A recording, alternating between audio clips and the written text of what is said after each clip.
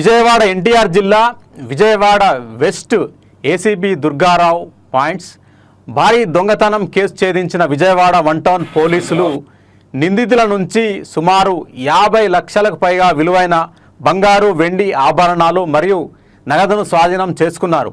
షాపులో పనిచేసే సిబ్బందే యజమాని నమ్మకాన్ని వంచి ముందస్తు పథకం ప్రకారం ఈ దొంగతనానికి పాల్పడినట్లు దర్యాప్తులో తేలింది. ఈ కేసులో గణపత్ సింగ్, ఇంద్ర సింగ్, దిలీప్ సింగ్ అనే 3 నిందితులను పోలీసులు అరెస్టు చేశారు. స్వాధీనం చేసుకున్న వాటిలో 14.35 లక్షల నగదు, 302 గ్రాముల బంగారం మరియు 685 గ్రాముల వెండి ఉన్నాయి.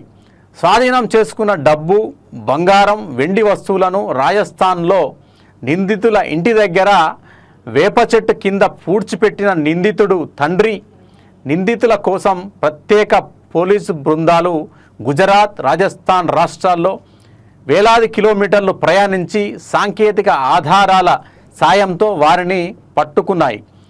పరారీలో ఉన్న మరో 2 నిందితుల కోసం గాలింపు ముమ్మరం చేశారు. మరో 10 లక్షల విలువైన సొత్తు రికవరీ కావాల్సి ఉంది. అత్యంత ప్రతిభావంతంగా కేసును ఛేదించిన సిఐ బొల్లా గుణరాం, ఎస్ఐ చక్రధర్ మరియు వారి బృందాన్ని Vijayawada police commissioner SV Rajasekhar Babu అభినందించారు. మళ్ళీ మన గురించి వివరాలు వచ్చేస్తాయి అనేటువంటి టైంతో వాళ్ళు ఓవరాల్గా మన ఇంట్లో 4 శాస్త్రం కనబడుతుంది. ఈ 6 ఒక జూనియర్ ఉన్నారు, అలాగే పనిచేస్తున్న బండి సింగ్ అని ఉన్నారు, అతను కూడా ఏదైనా సంబంధం కనబడ్డారు. పనిచేస్తున్నప్పుడు కూడా అతను కూడా ఏదైనా సంబంధం వీళ్ళని ఫస్ట్ లోపలికి వెళ్ళంగానే 10th ప్లాట్ఫామ్లో కరీంనగర్ నుంచి తిరుపతి నుంచి కరీంనగర్ వెళ్ళి ట్రైన్ ఉంటుంది. వెంటనే ట్రైన్ ఎక్కిస్తారు. ఎక్కిన తర్వాత ఆయన శవాన్ సింగ్ అనేవాడు అన్నం దగ్గర ఉన్నటువంటి ఫోన్స్లో అటువంటి సిమ్ కార్డ్స్ తీసేసి బయటపడేశారు. ఈ తాళాన్ని మళ్ళీ వేసేసి ఈ తాళంలో బయటపడేస్తారు. ఇందులో కూడా ఏంటంటే జరిగింది 22వ తారీఖు రాత్రి అంటే తెల్లవారు 23 అప్పుడు జరిగింది. 1 గంట నుంచి 1 గంట 26, 1 గంట 30 లోపు జరిగింది.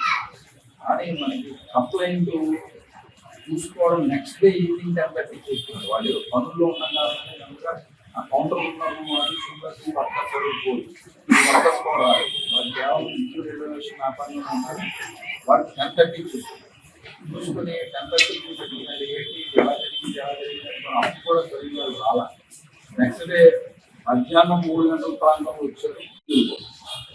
అందరూ కూడా జరిగింది. ఎవరికి కూడా పెళ్లికి రాదు. ఇంకా అక్కడ తెలిసింది ఏంటంటే అక్కడ పెళ్లి చేసుకోవాలంటే అమ్మాయికి ఎదురు కట్టుకుంటారు. మంచి అమ్మాయి అది కూడా కొంత కారణంగా వాళ్ళు మాటలు పెట్టి నాకు అనిపిస్తూ ఉంటుంది. ఎంతవరకు మాటలు పెట్టి ఏంటంటే మంచి సంబంధం చేసుకోవాలి. ఎందుకంటే ప్రీవియస్ నేర చరిత్ర ఒక్కరికి లేదు. అందరూ ఇక్కడే చాలా దూరం పని చేశారు. ఇక్కడే చిన్న షాపులో పనిచేశారు. మనకి సీసీ కెమెరాలో చూసిన తర్వాత మనకి లోపల కనెక్షన్ 2 వెళ్ళారు.